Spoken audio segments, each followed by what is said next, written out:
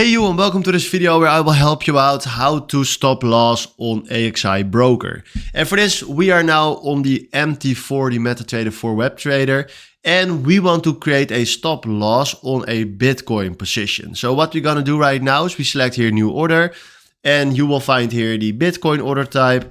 What we're gonna do right now is select the volume that we want to step in with. Now 0.01 is fine. And if we now select here stop loss, you can decrease or increase what you want to do. But let's say we want to create a stop loss at 60 grand.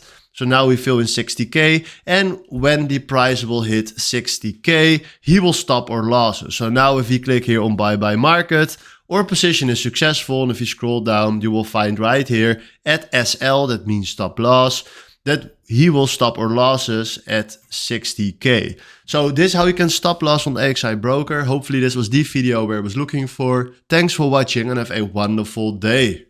Ciao.